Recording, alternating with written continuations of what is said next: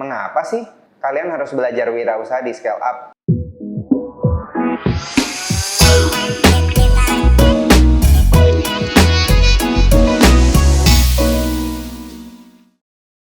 Di sini Ko Erwin, salam cuan. Ayo belajar bisnis di Scale Up Channel. Halo, apa kabar kawan Scale Up? Kenalin, aku Ko Erwin. Siapa sih Ko Erwin? Saya sendiri adalah CEO dari SBP Group yang bergerak di bidang aksesoris wanita, tekstil, dan pernak-pernik lainnya. Saya adalah lulusan dari Curtin Business School di Perth, Australia, dengan gelar Bachelor of Commerce di bidang Finance with Honors. Saya adalah second generation businessman yang berencana mentransform bisnis keluarga saya to the next level, dan saya mempunyai mimpi untuk membantu mencetak 1 juta pengusaha di Indonesia. Mengapa sih kalian harus belajar wirausaha di Scale Up? Nomor 1, karena kita belajar dari praktisi, bukan hanya teori. Yang kedua, kita belajar bukan hanya dari kesuksesan, tapi juga dari kegagalan. Jadi kita belajar the raw truth. Yang ketiga, kita mengubah mindset. Jadi kita bergerak secara long term, bukan hanya memberi tips, yaitu short term solution. Yang keempat, Anda akan mendapatkan paradigma yang benar tentang menjadi pengusaha. Karena zaman sekarang beredar banyak sekali paradigma-paradigma yang salah tentang siapa atau apa sebenarnya wirausaha itu. Yang terakhir, kita akan mendapatkan insight dari pengusaha-pengusaha sukses lainnya yang kadang nggak diliput oleh media. Karena sekarang banyak sekali yang namanya crazy rich, sultan, king. Nah, kita akan belajar dari mereka yang namanya saya sebut the silent sultan. Pada edisi perdana ini, kalian akan mencoba menjawab keresahan kawan Scale Up. Mulai dari apa itu wirausaha, apa sih mitos-mitos dari wirausaha, cara mulai wirausaha itu bagaimana, tipe-tipe pengusaha, hingga kata siapa jadi wirausaha itu gampang. Tanpa perlu berlama-lama lagi, ayo belajar kawan Scale Up. Hari ini saya akan membahas tentang apa itu wirausaha atau pengusaha. Ayo kita ikuti penjelasannya. Seseorang yang berjualan, apakah sudah pasti seorang wirausaha atau pengusaha? Sekedar buka usaha, punya kartu nama perusahaan dengan jabatan CEO, apakah Anda berarti pengusaha? Pengusaha adalah orang yang memulai dan mengembangkan usaha untuk menjawab sebuah kebutuhan atau masalah yang ada dengan produk atau jasa yang mereka hasilkan. Nah, saya mau tegaskan bahwa pengusaha bukan hanya membuka, karena membuka usaha itu gampang, tapi juga menjalankan, bahkan mengembangkan guna mencari solusi untuk menjawab kebutuhan atau masalah yang ada. Tidak semua orang cocok menjadi pengusaha atau entrepreneur. Masalahnya ada di mindset. Nah, bagi kawan-kawan Scale Up yang saat ini masih menjadi seorang karyawan atau employee, sebelumnya kita mau belajar yuk tentang Cash Flow Quadrant by Robert Kiyosaki. Robert Kiyosaki adalah seorang entrepreneur, educator, motivator, penulis sekaligus investor. Beliau sangat terkenal dengan bukunya yang berjudul Rich Dad Poor Dad yang terjual lebih dari puluhan juta kopi. Cash Flow Quadrant singkatnya adalah suatu diagram yang menggambarkan cara setiap individu dalam memperoleh penghasilan. Nah, kita bisa lihat ya, Cash Flow Quadrant di bawah ini. Jadi ada 4 kuadran. Ada A, employee, ada S, self-employed, ada B, business owner, lalu ada I, atau I ya Indonesianya, investor.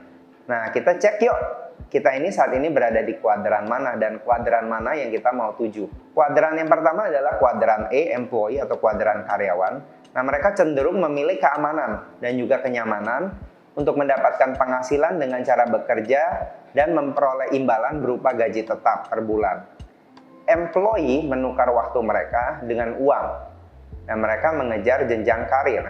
Para profesional yang bekerja baik di perusahaan swasta maupun BUMN, dari level bawah sampai tingkat direksi, Anda adalah employee. Nah, employee cenderung menghindari resiko atau risk averse. Ketika Anda seorang employee, Anda you have a job, memiliki pekerjaan.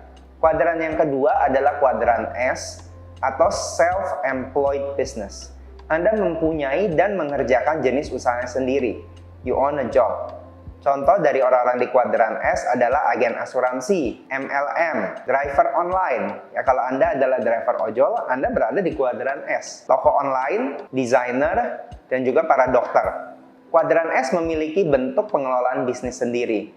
Jadi mereka tidak bisa terlepas dari bisnis tersebut secara instan. Misalnya Anda seorang dokter dan Anda pergi liburan atau Anda sakit. Nah, bisnis Anda tidak bisa jalan dengan sendirinya karena Anda masih berada di kuadran S. Mirip dengan kuadran E, orang di kuadran S menukar waktu mereka dengan uang.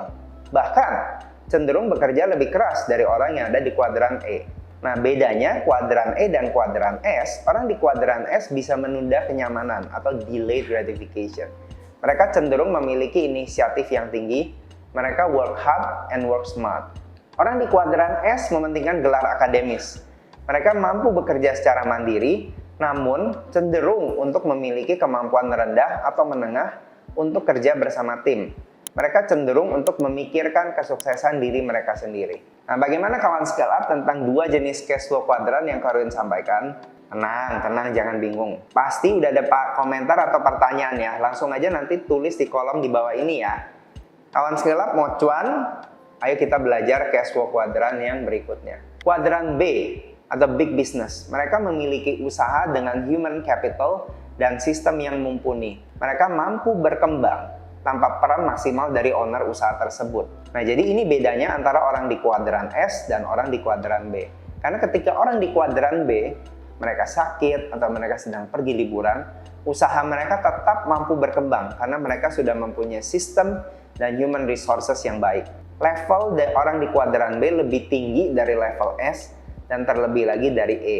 Namun, ada harga yang harus dibayar, yaitu more delayed gratification. Orang-orang di kuadran B memiliki kemampuan mengelola tim yang tinggi atau luar biasa. Mereka umumnya memiliki excellent leadership skill. Mereka juga memiliki kemampuan dalam mengembangkan sistem di perusahaan. Mereka mementingkan kesuksesan tim daripada kesuksesan sendiri. Kuadran yang terakhir adalah kuadran I atau E, investor. Kuadran ini adalah, menurut Robert Kiyosaki, adalah kuadran yang paling diinginkan oleh milenial saat ini. Kenapa? Karena mereka memperoleh penghasilannya dari hasil investasi yang sudah mereka lakukan.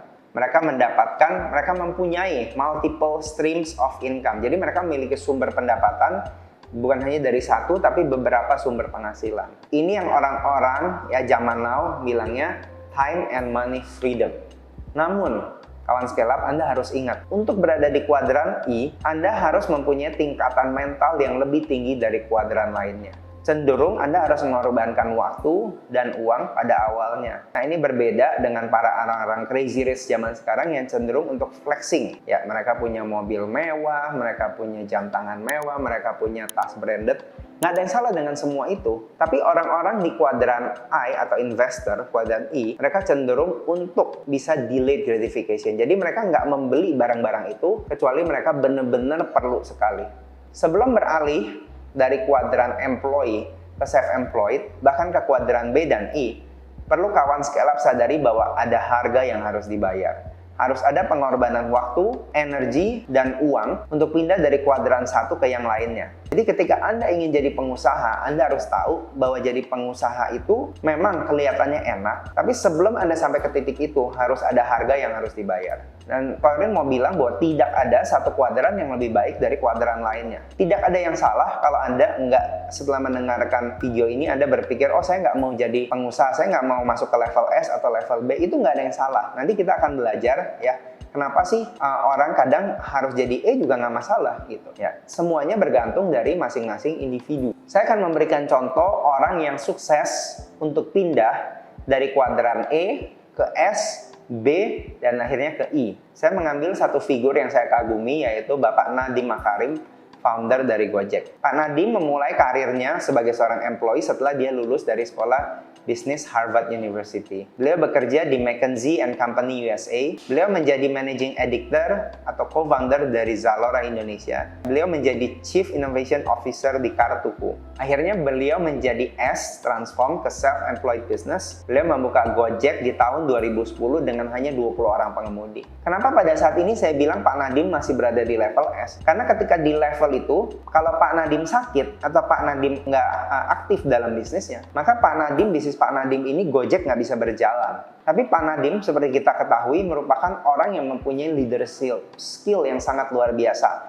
dan beliau sangat berorientasi kepada sistem dan teknologi. Sebab itu kita bisa melihat bahwa akhirnya Gojek berubah menjadi big business. Awalnya yang hanya mengandalkan call center untuk menghubungkan penumpang dan pengemudi ojek, beliau akhirnya membuat aplikasi Gojek berbasis Android dan iOS untuk menggantikan layanan call center tersebut. Beliau akhirnya mempunyai tim yang besar sekali, bahkan merekrut ribuan pengemudi. Menurut data tahun 2016, lebih kurang ada 200.000 pengemudi di dalam Gojek sendiri. Dan bukan hanya berhenti di sono, Pak Nadiem Makarim dengan perusahaan Gojeknya masuk ke dalam kuadran I atau investor. Gojek melakukan akuisisi dan investasi di perusahaan IT India untuk meningkatkan sistem IT. Bahkan sampai dengan akhir 2016, Gojek sendiri telah mengakuisisi total 4 perusahaan startup. Akhir 2016 bertransformasi menjadi perusahaan fintech, GoPay mengakuisisi Ponsel Pay. Dan akhir 2017 mengakuisisi Kartuku, Mitrans, dan Mapan. Dan akhirnya karena beliau sudah menjadi investor, beliau melakukan ekspansi terus ke seluruh Indonesia, negara-negara di Asia Tenggara seperti Singapura, Vietnam, dan lain sebagainya.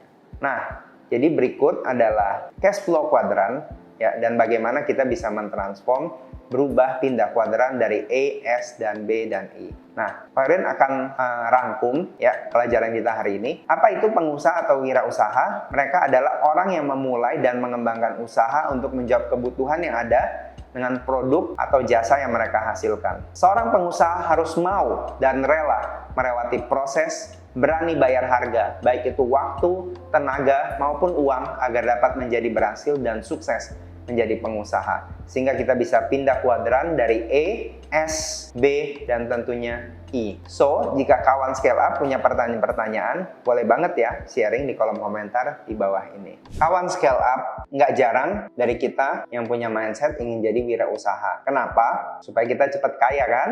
Dibanding bagi kita yang hanya jadi karyawan yang memiliki gaji yang mungkin tidak seberapa menurut Anda. Nah, sebab itu kawan scale up banyak sekali yang punya impian untuk jadi pengusaha. Akhirnya kita coba-coba nih, ya kita nyari usaha apa yang baik supaya bisa cepat berhasil dengan impian untuk menjadi pengusaha yang kaya raya. Nah, kali ini Ko Erwin akan membahas apa sih mitos-mitos yang salah supaya kita bisa mendapatkan paradigma yang benar tentang siapa sih seorang pengusaha atau wirausaha itu. Mitos pertama, kalau Anda jadi pengusaha, maka Anda jadi bos dan bebas dari bos. Nah, tidak sedikit dari kawan scale up yang saat ini mungkin sedang bekerja, yang ingin resign dengan mindset yang sederhana sekali. Aduh, gue udah nggak pengen deh punya bos. Aduh, bos gue cerewet, nyebelin banget gitu. Nah, kawan scale up, ini adalah kabar buruknya. Kalau Anda jadi pengusaha, justru Anda punya bos lebih banyak. Hah? Masa sih? Kata motivator-motivator, kalau kita jadi pengusaha, kita bebas bos. Nah, bener nggak? Kalian kasih tahu ya, siapa aja sih bos-bos kita ketika kita sudah menjadi seorang pengusaha. Yang pertama,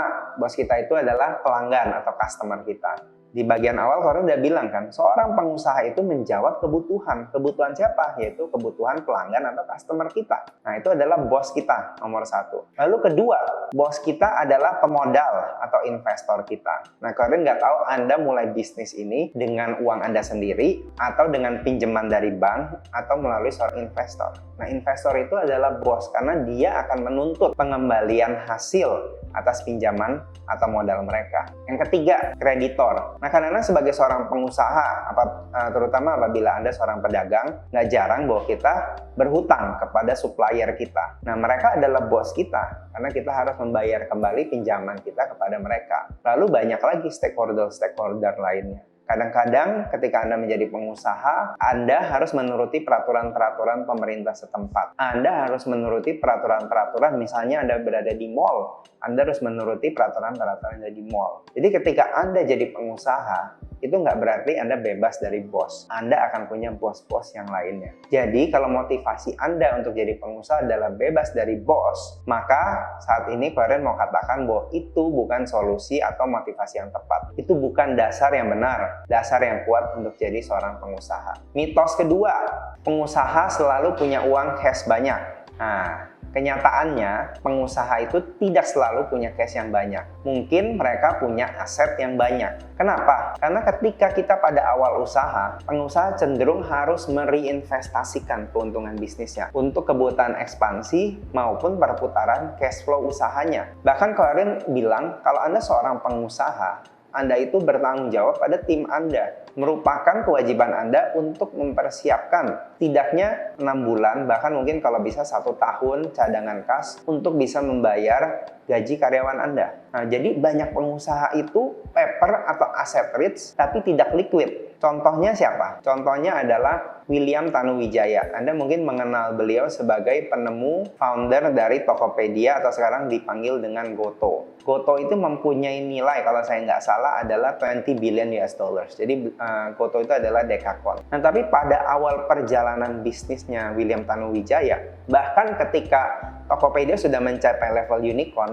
Pak William tetap tinggal di rumah yang sangat sederhana dan beliau tidak menjual sahamnya di Tokopedia dan beliau menjual sedikit sekali sahamnya hanya untuk menikah. Anda bayangkan kawan scale up, seorang yang menjadi bos dari unicorn masih tinggal di rumah yang sangat sederhana. Bahkan mungkin nggak sedikit direktur-direktur atau karyawan-karyawan yang notabene bukan seorang pengusaha, tapi mereka bisa mempunyai rumah yang lebih luar biasa dari Bapak William Tanuwijaya. Jadi karyawan juga bisa punya uang banyak jika kita punya karir yang bagus, jadi manajer, direktur, ketika kita bisa mengelola keuangan kita dengan baik. Yang pasti wirausaha bukan satu-satunya cara untuk mendapatkan kekayaan. Yang ketiga, pengusaha itu pasti bebas hutang. Wah, kata siapa?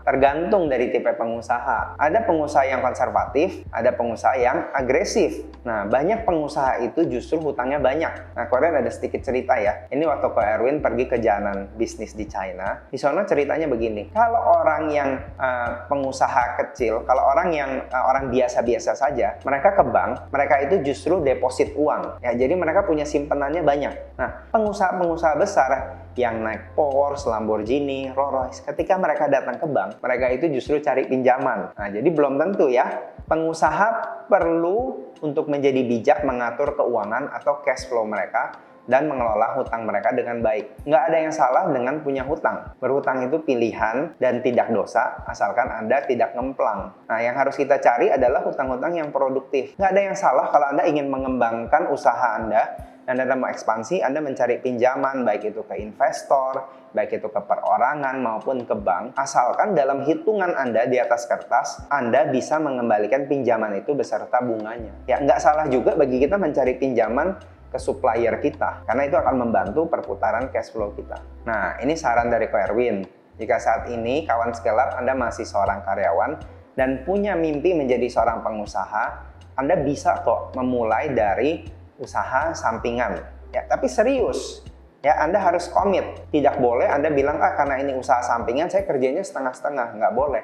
Kalau Anda komit kerjain pada weekend aja, maka Anda harus komit setiap weekend, teman-teman Anda pergi liburan, Anda komit jalankan usaha Anda. Kalau Anda komit pulang kerja, jalanin usaha Anda 1-2 jam, Anda harus komit ketika pulang kerja, Anda jalanin usaha Anda 1-2 jam. Tanpa Anda harus meninggalkan pekerjaan Anda yang sekarang. Jangan terlalu cepat resign, sehingga penghasilan Anda sebagai seorang karyawan hilang begitu saja. Ya, karena kita tidak tahu apakah usaha ini akan berhasil atau tidak.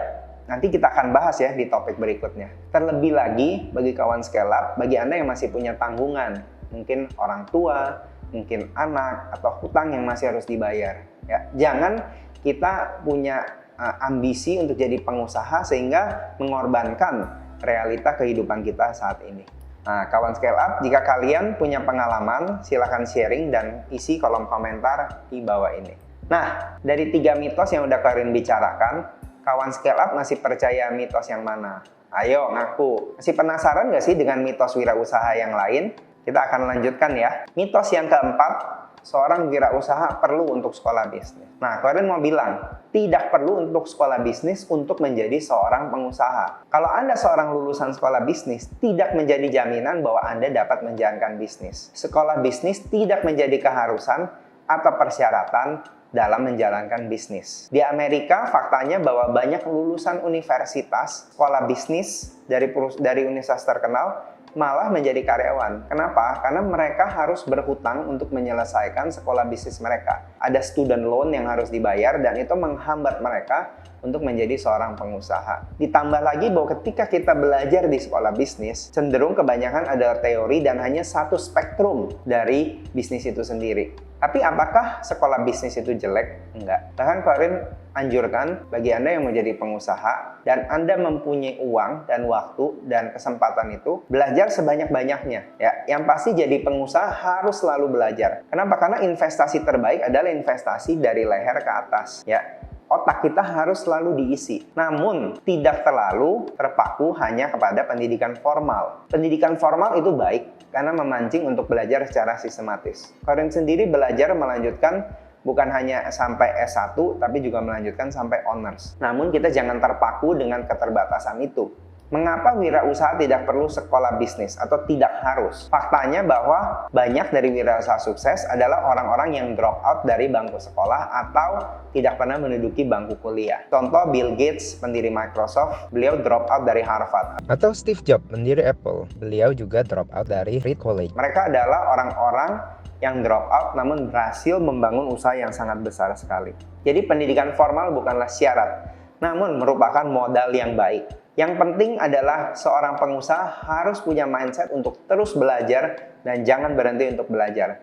Korin sampai saat ini sering sekali menghadiri seminar-seminar dan bahkan dalam seminggu mendengar puluhan jam YouTube untuk belajar dan terus upgrade pendidikan bisnis Ko Erwin. Mitos yang kelima, hidup glamor. Nah, jadi pengusaha itu nggak harus glamor. Saat ini banyak sekali fenomena yang namanya flexing, yaitu banyak kita dengar Crazy Rich Bandung, Crazy Rich Malang, Crazy Rich Medan, Crazy Rich mana lagi deh. Ya, lalu ada Sultan Andara, Sultan mana. Orang-orang ini pamer kekayaan dengan mobil Porsche, Lamborghini, pesawat pribadi, jam tangan yang bagus, tas yang bermerek. Nah, sebenarnya ini bukanlah satu fenomena yang baru sebenarnya. Dari dulu sudah ada fenomena ini, namanya adalah OKB kalau zaman dulu, orang kaya baru. Namun, kalau kita pelajari, yang benar-benar kaya, jadi ada peribahasa bahwa the poor shout, but the rich whisper. Jadi crazy rich yang sesungguhnya, mereka justru tidak mau untuk menampilkan kekayaan mereka. Mereka cenderung, daripada flexing, mereka cenderung hidupnya adalah frugal. Frugal itu berarti hidup sederhana, hidup dengan sewajarnya aja. Ya, banyak pengusaha yang tajir, mereka justru memiliki gaya hidup yang sederhana. Contohnya adalah bos BCA dan grup Jarum, Bapak Michael Bambang Hartono. Kalau Anda baca di berita ya, beliau makan makanan sederhana di warung pinggir jalan. Beliau biasa aja gitu. Nggak harus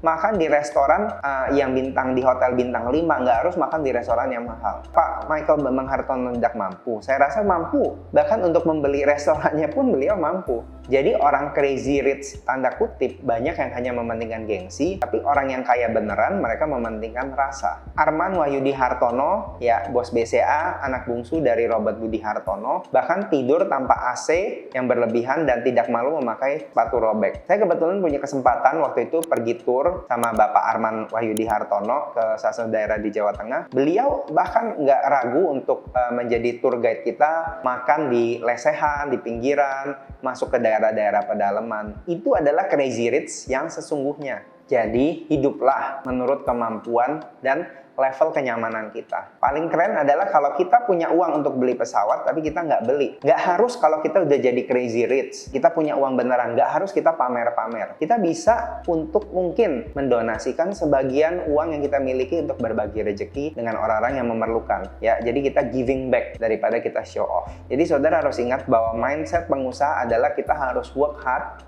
work smart, and delayed gratification.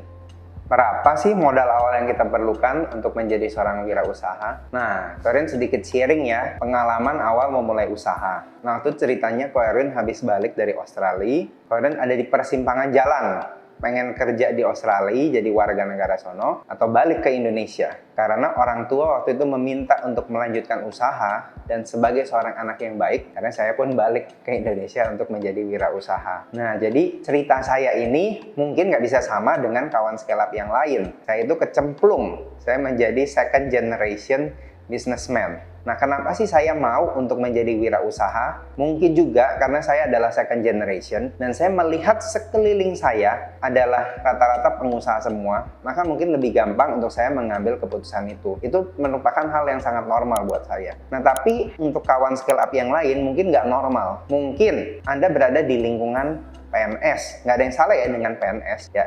Mungkin om Anda PNS, tante Anda PNS, orang tua Anda PNS, kakak Anda PNS, calon pasangan hidup Anda pun PNS. Anda mungkin mempunyai pertanyaan, berapa sih modal yang saya perlukan untuk menjadi seorang wirausaha? Kita akan bahas dengan sangat singkat. Kita akan bahas dari segi legalitas dulu ya, secara legalnya, secara peraturannya. Ya, ini adalah kriteria modal usaha. Usaha mikro adalah usaha yang memiliki modal usaha sampai dengan paling banyak 1 miliar rupiah. Ya di garis bawahi ya, paling banyak, tidak termasuk tanah dan bangunan tempat usaha. Lalu ada usaha kecil, yaitu usaha yang memiliki modal usaha lebih dari 1 miliar rupiah sampai dengan paling banyak 5 miliar rupiah, tidak termasuk tanah dan bangunan tempat usaha. Lalu yang ketiga adalah usaha menengah, memiliki modal usaha lebih dari 5 miliar sampai dengan paling banyak 10 miliar rupiah, tidak termasuk tanah dan bangunan dan tempat usaha. Lalu usaha keempat, usaha besar adalah usaha yang memiliki modal lebih dari 10 miliar ke atas. Nah, kawan sekalian mungkin bertanya, Ko Erwin, 1 miliar, saya pegang 10 juta aja nggak ada.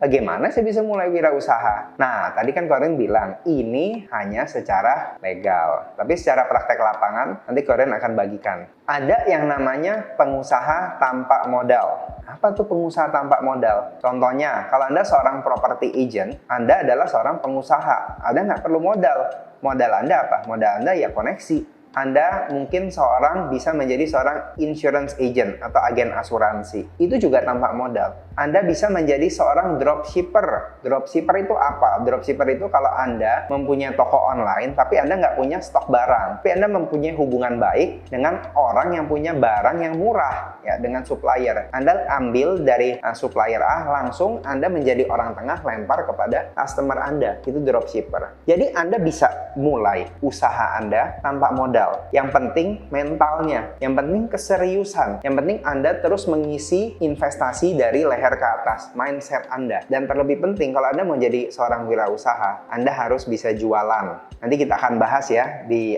topik berikutnya mengenai hal ini. Lalu ada juga pengusaha modal kecil. Ketika Anda mulai MLM. MLM itu bukannya hoax ya, Pak Erwin. Nah, nanti kita akan bahas ya, ada MLM yang baik, MLM yang benar di lain kesempatan. Tapi intinya Kak Erwin bagikan sedikit. MLM yang benar adalah yang menjual produk. Harus ada produknya. Kalau cuma rekrut-rekrut orang, suruh investasi, itu namanya money game. Itu bukan MLM. Lalu pengusaha modal kecil apalagi? Anda bisa menjadi, saat ini banyak sekali kok. Kalau Anda mau franchise, usaha F&B dengan modal di bawah 10 juta juga banyak sekali. Jadi modal awal untuk wirausaha berapa? Modal awal untuk wirausaha adalah tergantung kemampuan dari kawan scale up. Kalau Anda punya modal yang berlebih, Anda boleh buka usaha dengan modal di atas 1M, bisa juga. Ya, Anda mungkin buka kafe. Kalau Anda punya uang lebih lagi, Anda mungkin pengen buka pabrik, bisa juga. Nanti kita akan bahas lagi ya mengenai hal ini. Jadi kita udah ngobrolin nih bagaimana cara kita mulai wirausaha. Nah, kira-kira kawan scale up anggap paling susah itu untuk dikerjakan yang mana? Coba kasih komen di kolom komentar. Yang pergi dulu, Karen masih mau kasih sesuatu buat kalian. Penasaran? Ayo. Nah, pertanyaan yang kedua adalah kapan kita akan memulai usaha? Nah, mungkin ini akan menjawab juga berapa modal yang kita perlukan untuk memulai usaha. Nah, kadang ada kawan scale yang bertanya, apakah setelah kita lulus, bagusan kita kerja dulu atau kita langsung berusaha? Nah, jawabannya adalah tergantung. Kalau kita belum punya pengalaman, lebih baik Karen sarankan kita kerja dulu. Kenapa? Karena dengan begitu kita bisa belajar dari orang yang telah berhasil dan meminimalisir kemungkinan kita untuk gagal. Nah, kalau Anda merupakan orang yang sangat berjiwa entrepreneur, bahkan Anda bisa mulai kuliah sambil usaha. Nah, Karen kasih bocoran ya. Dulu waktu Ko Erwin kelas 5 SD kalau nggak salah. Ya, Ko Erwin udah mulai tuh jual-jualan di sekolahan gitu. Jadi memang udah ada bakatnya dari kecil. Kalau Anda orangnya seperti itu, ya nggak apa-apa. Boleh juga kuliah sambil usaha. Tapi seperti yang Koren bilang sebelumnya, tetap fokus kepada kewajiban utama Anda. Kalau Anda masih seorang karyawan, lakukan tanggung jawab Anda sebagai seorang karyawan. Baru di luar waktu kerja, Anda melakukan usaha Anda. Kalau Anda adalah seorang pelajar, lakukan studi kuliah Anda dengan baik. Ya, baru di luar waktu kuliah dan setelah tugas-tugas Anda selesai, Anda melakukan usaha Anda. Nah, Koren sendiri tadi di awal sudah bilang bahwa Koren adalah second generation. Jadi Koren sendiri memulai usaha setelah lulus. Ya, setelah lulus langsung mulai usaha Ko Erwin. Lalu ada faktor apa lagi? Tergantung kondisi keuangan kita. Ya, kita harus cek kondisi keuangan diri kita atau keluarga kita. Apakah Anda masih memiliki banyak tanggungan? Apakah Anda masih memiliki banyak cicilan? Ya, itu yang harus kita analisa dulu. Pastikan ketika kita mulai usaha, tanggungan atau cicilan kita itu bisa tercover. Ya, jadi jangan kita mulai usaha lalu kita gali lubang, tutup lubang, gali lubang, tutup lubang. Lalu tergantung juga apakah Anda ini saat ini usia Anda muda atau usia tua. Kalau Anda usia muda, nggak apa-apa gagal. Anda mulai usaha, lalu Anda gagal, nggak apa-apa, Anda bisa bangkit lagi. Tapi mohon maaf, kalau Anda sudah lumayan berumur, 40 atau 50, kita mulai usaha harus analisa yang benar. Jadi ketika kita mulai usaha dengan mantap. Dan yang terakhir, tergantung kesiapan mental kita. Kadang yang menjadi penghalang untuk kita memulai usaha atau enggak, bukanlah kondisi keuangan kita, ya, bukanlah kemampuan kita, tapi adalah kesiapan mental kita. Kita banyak fear, ya, kita untuk memulai usaha. Dan ini akan saya bahas di topik berikutnya. Nah, kalau ada membagikan ya, tips saat kita mau memulai wirausaha. Yang pertama, kita harus cari peluang bisnis. Peluang bisnis itu ada di mana sih? Peluang bisnis ada di mana-mana. Makanya, kita harus banyak bergaul, cari tahu dari pengalaman orang-orang lain. Ko Erwin juga sering bilang bahwa Ko Erwin kadang masih sering ikut seminar bisnis. Nah, kita kalau Anda mau jadi wirausaha sebelum Anda terjun, Anda bergaul dulu sama orang-orang yang sudah sukses di bisnis mereka masing-masing. Ko Erwin banyak sekali memulai bisnis yang baru dari kerjasama orang-orang yang ketemu di seminar bisnis itu. Lalu yang kedua, kita melakukan analisa pasar. Jadi selain kita mendengar pengalaman orang lain, kita sendiri harus melakukan analisa. Ya, ada dua nih ya. Yang pertama, leader. Leader itu apa? Lihat, dengar, dan rasakan di sekitar kita. Apakah ada peluang atau enggak? Lalu yang kedua adalah Dior. Do your own research. Pastikan kita jangan memulai bisnis karena FOMO. Ya, kawan Scale Up tahu ya FOMO ya, fear of missing out. Wah, ini ada peluang yang bagus banget nih. Kalau lu nggak invest, lu bakal ketinggalan. Nah, akhirnya biasanya kalau kita FOMO, kebanyakan adalah kita rugi. Kalian pernah nggak FOMO? Pernah. Untung atau nggak? Banyakan rugi. Ya, jadi ini saran dari Ko Erwin, jangan FOMO. Tapi kita leader, lihat, dengar, rasakan, dan Dior, do your own research. Kita harus analisa diri kita sendiri. Nggak semua tipe bisnis itu cocok dengan diri kita. Ada dari kita yang cocok dengan bisnis kuliner atau F&B. Ada dari kita yang cocok bisnis properti. Ada dari kita yang cocok bisnis dagang. Ada yang dari kita cocok bisnis retail. Ada yang dari kita cocok bisnis e-commerce. Nah, kita harus tahu apa sih strength kita, apa passion kita. Nanti di topik berikutnya kalian akan bagikan tipe-tipe pengusaha sehingga kita tahu nih, kita ini termasuk apa. Dan kalau terbaik, walaupun tidak harus, kita harus tahu apa passion kita. Kalau kita bisa melakukan usaha yang sesuai dengan passion kita, kita akan mempunyai kekuatan mental yang kuat sekali gitu. Walaupun nggak harus ya, nggak harus. Anda nggak harus mengerjakan usaha yang sesuai dengan passion Anda. Nah, intinya tips ketiga adalah semua butuh proses, tidak ada yang instan. Jadi ketika Anda mau mulai wirausaha, Anda harus siap untuk melakukan maraton, bukan sprint. Jadi usaha itu jarang sekali yang sukses dalam waktu dekat. Ketika Anda melihat orang sukses dalam waktu dekat, Anda sesungguhnya nggak melihat berapa banyak dan berapa lama harga yang telah dia bayar. Ya, dan itu poin keempatnya, ada harga yang harus dibayar. Harga itu berupa waktu Anda, tenaga Anda, pikiran Anda, dan uang Anda. Dan yang terakhir, usaha tidak akan mengkhianati hasil. Jadi kalau Anda berusaha terus, kawan Scale Up, suatu saat Anda pasti akan menuai hasilnya. Kawan Scale Up, wirausaha nggak cocok untuk semua orang. Jangan coba-coba sebelum dengar nonton video Ko Erwin ini. Pengusaha itu perlu untuk memiliki kreativitas, sikap mental yang kuat, kerja keras, dan disiplin agar bisa survive dalam bisnis atau usaha Anda. Pengusaha punya sifat dan kepribadian yang berbeda-beda yang akan menentukan keberhasilannya. Seperti perilaku memilih bidang usaha yang ingin dijalankan atau dipilihnya, gaya dalam memimpin, gaya menjalankan bisnis atau usahanya, dan ketahanan dalam menjalankan proses bisnis. Dengan tipe yang berbeda-beda, pengusaha sukses dengan cara dan keahliannya masing-masing. Biasanya tidak murni pengusaha itu memiliki satu tipe saja. Bisa saja dua tipe bahkan lebih. Nah, pembagian tipe pengusaha ini bisa diteliti lebih lanjut, bisa digali lebih dalam dengan metodologi penelitian untuk menghasilkan akurasi yang tinggi tentang tipe-tipe pengusaha berdasarkan kepribadian atau hal lainnya. Nah, kawan Scale Up, apa aja sih tipe pengusaha itu? Ko Erwin akan bagikan hari ini dikutip dari seminar Pak Helmi Yahya mengenai apa sih tipe-tipe pengusaha itu. Yang pertama, tipe kreator. Tipe kreator ini bagaimana? Mereka memiliki ide atau cara pandang yang berbeda-beda. Mereka tend to think out of the box. Mereka berani mengambil resiko. Mereka cenderung kreatif atau seorang inventor. Mereka berani tampil beda dan mereka nggak suka dengan rutinitas atau prosedur. Contoh dari pengusaha tipe kreator adalah Bill Gates, Steve Jobs, atau Elon Musk yang terkenal dengan Tesla. Tipe pengusaha kedua adalah tipe star. Mereka memiliki daya tarik untuk menjual. Mereka cenderung untuk narsis, ekstrovert, atau menarik perhatian. Mereka pandai mempengaruhi orang lain baik secara verbal maupun non-verbal. Mereka adalah seorang ahli promosi, endorser, influencer, atau zaman sekarang kita sebut dengan KOL. Mereka adalah pembuat konten yang suka posting atau membuat konten yang mengundang traffic. Siapa sih contoh pengusaha tipe star? Contohnya adalah David Beckham, Syahrini, Raffi Ahmad yang saat ini lagi tren ya karena perusahaannya akan go public segera. Lalu tipe supporter. Tipe supporter ini mereka adalah yang memiliki kemampuan untuk memberi support. Mereka bukan pengambil risiko, mereka cenderung memilih di belakang layar. Mereka berpartner dengan orang lain dan mereka tidak murni menjadi pengusaha. Mereka adalah detail, pekerja keras, dan tegas. Contohnya adalah Steve Ballmer dari Microsoft. Tipe deal maker. Nah, ini adalah orang yang jago negosiasi. Mereka fleksibel, negosiator, pokoknya semua bisa diatur. Pokoknya apa kata bos kita ikutin. Nah, contoh dari deal maker ini adalah Donald Trump. Pokoknya Donald Trump dia selalu bilang semua bisa diatur. Nah, dari antara 4 tipe yang kau sudah sebutin sebelumnya yakni creator, star, supporter, dan deal maker, kawan Scale Up termasuk tipe yang mana? Atau pengen nggak sih seperti salah satu tipe itu? Nanti kita akan belajar dari 4 tipe yang lain dan kita akan lihat kita ini termasuk tipe yang mana. Yang paling menarik menurut Ko Erwin adalah tipe deal maker. Ya, karena tipe deal maker itu adalah tipe pengusaha yang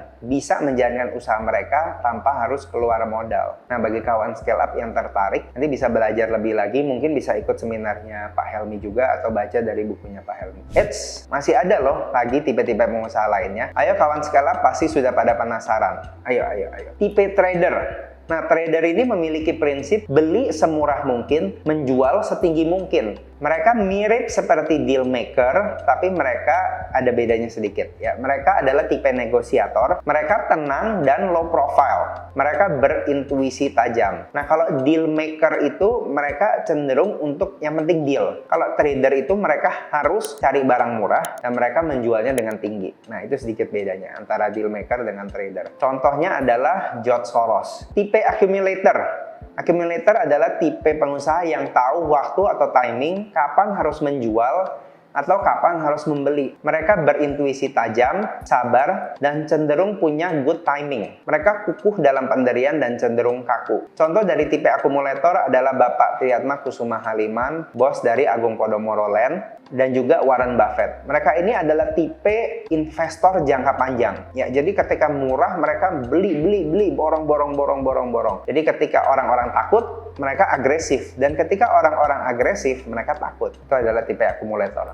Lalu ada lagi tipe lord. Nah, sebab dalam bisnis orang nggak cuman perlu ide. Ya, kalau kita cuman ide, nggak ada duitnya bos, nggak jalan bos. Jadi dalam bisnis kita perlu modal juga. Nah, orang yang punya modal atau ahli yang mencari modal sangat diperlukan dalam semua bisnis. Mereka cenderung orang yang keras hati, kaku, dominan, dan perhitungan. Contohnya adalah Bapak Laksmi Mittal. Beliau adalah bos dari Enseler Group. Nah, kalau di Indonesia ada dulu yang namanya Bapak Tommy Soeharto. Lalu ada tipe mekanik. Tipe mekanik ini adalah orang yang jeli melihat peluang. Mereka ahli dalam sistem dan kreatif. Mereka keras dalam pendirian. Jadi mereka think by system gitu. Mereka nggak sembarangan ya.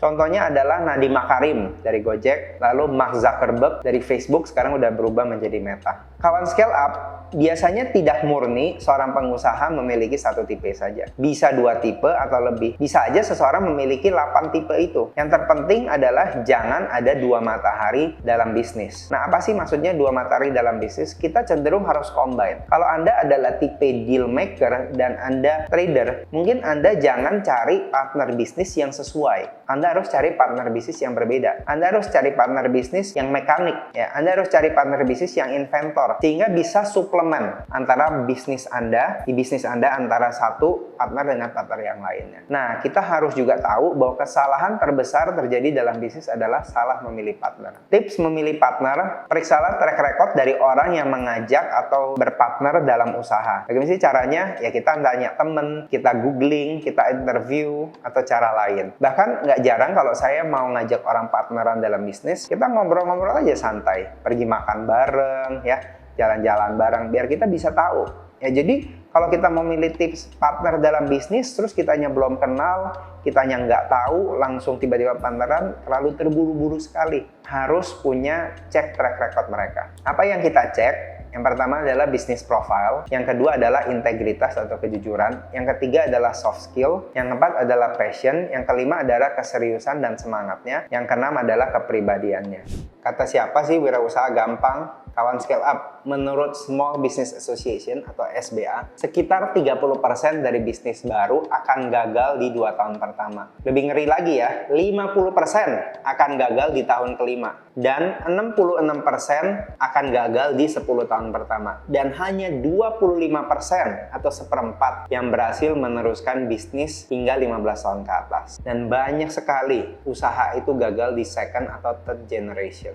Pengusaha itu cenderung melakukan delayed gratification atau menunda kenikmatan. Saya akan memberi contoh yaitu Bapak Sutikno Tanoko. Bapak Sutikno Tanoko adalah ayah dari Hermanto Tanoko, pemilik dari Cat Avian. Beliau dalam membangun Cat Avian, beliau hidup hemat, naik bis kota kemana-mana. Beda ya sama Crazy Rich sekarang ya. Baru punya uang sedikit langsung beli mobil sport. Dan saya dengar ceritanya, saya tertegun sekali. Ada suatu waktu di mana istri dari Bapak Sutikno, ibu dari Pak Hermanto, dapat untung besar dari jualan barang. Dan dengan keuntungan itu, beliau membeli makan malam yang menurut mereka mewah. Mewahnya seperti apa? Makan sup ayam. Ya, dan ketika Bapak Sutikno tahu istrinya masak sup ayam, beliau langsung marah-marah. Beliau nggak mau makan. Beliau bilang, ini terlalu mewah untuk kita saat ini. Kalau sekali bayangin, udah punya uang, cuman makan sup ayam, nggak mau makan. Jadi mereka hanya makan ikan teri dan sagu jagung. Nah, itu adalah contoh dari menunda kenikmatan. Jadi kita harus tahu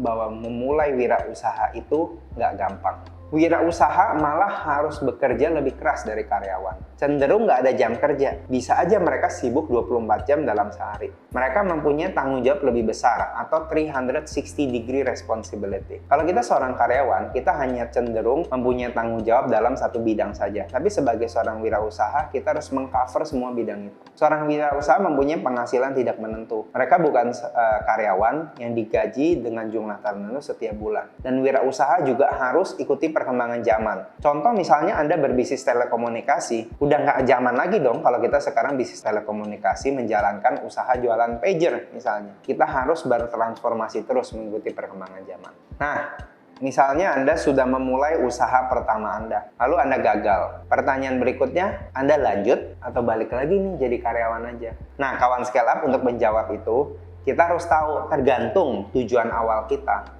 Apa sih alasan kita membangun atau memulai usaha? Nah, kalau kalian sendiri kan tadi kalian udah kasih tahu, kalau saya kecebur, ya second generation. Jadi saya mau nggak mau udah kadung, harus membesarkan usaha keluarga saya. Kawan sekalian harus tahu nih, apa tujuan awal Anda? Ya, mungkin Anda pengen menjadi seorang big business owner. Mungkin Anda pengen menjadi investor.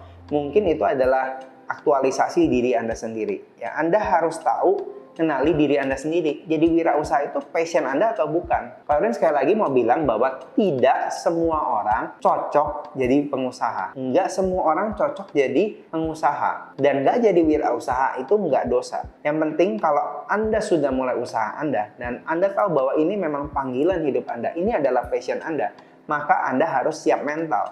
Dan Anda harus bangkit lagi. Jack Ma, founder dari Alibaba, berkata bahwa semakin sering gagal itu semakin bagus. Apalagi kalau Anda di usia baru umur 20-an. Semakin sering gagal semakin bagus. Gagal itu nggak apa-apa. Itu adalah stepping stone untuk menuju kesuksesan. Yang penting bahwa ketika Anda sudah gagal, Anda belajar dari kegagalan Anda. Nggak masalah apabila Anda gagal. Ya, yang penting Anda bisa mewariskan konsepnya untuk orang lain dan Anda belajar untuk diri Anda. Bahkan jika Anda tidak sukses, orang lain akan sukses. Kesimpulannya, jika Anda gagal, Anda sesungguhnya bukan sedang gagal, tapi Anda sedang menulis cerita sukses Anda di masa depan. Nggak lucu dong ya kalau misalnya nanti Anda seorang pebisnis yang sudah sukses, lalu Anda diwawancara oleh wartawan lalu berkata, oh Anda bagaimana sih cerita sukses Anda? Oh iya, saya mulai bisnis langsung berhasil, habis itu langsung buka cabang, habis itu langsung seperti sekarang. Kan nggak seru ya ceritanya ya. Pasti lebih seru kan, oh iya, bisnis pertama saya gagal, lalu saya berusaha lagi, saya bangkit lagi. Nah, lebih ada dramanya gitu. Jadi kesimpulannya kita harus cari apa passion kita, apa strength kita seperti yang saya sudah bahas sebelumnya, dan berani fight dan terus berjuang sampai Anda sukses. John C. Maxwell, ahli leadership dari Amerika, berkata bahwa Anda boleh 7 kali gagal, tapi ketika Anda bangkit untuk ke-8 kalinya, maka sesungguhnya Anda bukan gagal, tapi Anda failing forward. Anda gagal, tapi Anda terus maju ke depan untuk menuju kesuksesan Anda. Bahkan menurut catatan saya, pengusaha itu rata-rata gagal minimal 3 kali baru berhasil. Kalau Anda interview pengusaha-pengusaha besar yang sukses, mereka cenderung untuk mengalami kebangkrutan setidaknya 3-4 kali dalam perjalanan bisnis mereka. Yang penting adalah kita lakukan evaluasi dan introspeksi. Kenapa sih kita bisa gagal? Apakah kita mencemplungkan modal terlalu besar pada awalnya? Apakah kita ditipu rekanan atau partner atau supplier kita? Apakah kita terlalu ambisi? Apakah kita terlalu selebor? Apakah kita kurang rapih dalam menjalankan bisnis kita? Nah, itu yang harus kita evaluasi. Ada satu cerita mengenai pengusaha sukses bernama Hernando Cortés dengan slogan yang sangat terkenal yaitu Burn the Boat. Hernando Cortés lahir tahun 1485 di Spanyol. Tahun 1511 beliau ikut dalam penaklukan Kuba dan jadi wali kota Santiago. Hernando menikah dengan adik dari gubernur kerajaan Spanyol untuk Kuba, Diego Velázquez. Tahun 1518 beliau ditunjuk oleh gubernur Velázquez menjadi kapten ekspedisi ke Meksiko untuk ditaklukkan. Februari 1519 dengan 11 kapal, 110 kelasi, 553 tentara dengan senjata yang lumayan, Cortés berlayar menuju Meksiko. Dan dia berusaha mencari informasi tentang Meksiko. Info yang didapat, orang Aztec, suku Aztec lah yang memerintah Meksiko, dan mereka mempunyai ibu kota yang besar dan memiliki kekayaan simpanan logam-logam mulia, metal yang berharga sangat mahal. Dan suku Aztec ini mungkin karena kedikjayaan mereka ya, mereka dibenci oleh suku-suku Indian lainnya. Cortés akhirnya memutuskan untuk menyerang Aztec. Dan Aztec ini mempunyai pasukan yang jauh lebih besar ternyata daripada pasukan yang dimiliki oleh Hernando Cortés. Dan sebagian besar prajuritnya ketika mereka datang dan menghadapi pasukan Aztec, mereka menjadi takut, mereka gentar menghadapi begitu besarnya jumlah lawan yang harus dihadapi. Melihat gelagat yang tidak menguntungkan, apa yang dilakukan Hernando Cortés? He burned the boat, dia bakar kapalnya. Dan akhirnya prajurit yang nggak punya pilihan lain, mereka maju karena mereka udah nggak punya pilihan lagi antara mereka menang atau mereka mati karena kapal udah nggak ada. Dan akhirnya Cortés dan pasukannya bukan hanya memenangkan perang untuk menumpas Aztec, tapi dia mampu menjalin kerjasama dengan hampir semua musuh-musuh Aztec karena mereka mungkin takut ya pada keberanian dan semangat dari Hernando Cortés. Dan akhirnya mereka menguasai Tenochtitlan atau Meksiko saat ini pada tanggal 8 November 1519 tanpa perlawanan. Apa yang kita bisa pelajari? Ketika kita gagal, kita harus belajar dari kegagalan itu. Kita harus berani melangkah dan terus mencoba. Kita harus lewati proses. Dan yang terakhir, Anda harus burn the boat. Cari tahu apa sih alasan atau hal yang menyebabkan Anda tuh nggak bisa all out. Anda harus berani seperti Hernando Cortés. Kalau Anda sudah memutuskan untuk jadi wirausaha, kalau Anda yakin bahwa wirausaha adalah Anda dan Anda adalah wirausaha, you have to burn the boat. Kawan scale up, jangan khawatir. Tanyain aja ke Ko Erwin dengan sharing pada kolom komentar di bawah ini. Mungkin Anda boleh sharing kegagalan-kegagalan Anda di wirausaha. Mungkin Anda mau mencari solusi, mau nanya Ko Erwin, langsung aja tulis di kolom komentar. Tenang, nanti Ko Erwin akan jawab. Kawan scale up, jadi pengusaha itu tidak mudah, tapi bukan mustahil. Ayo kita ubah mindset kita apabila kita ingin menjadi wirausaha. Sebuah peribahasa kuno Tiongkok, 千里之心，始于足下. Perjalanan 1000 mil dimulai dengan satu langkah. Dan kawan scale up, Anda telah memulai langkah itu dengan menonton video ini. Last but not least, jika kawan scale up punya pengalaman atau pertanyaan, boleh ya kita sharing pada kolom komentar di bawah ini. Ko Erwin tunggu. Akhir kata, Ko Erwin pamit. Terus belajar bisnis, cuan pun ngalir deras. Salam cuan.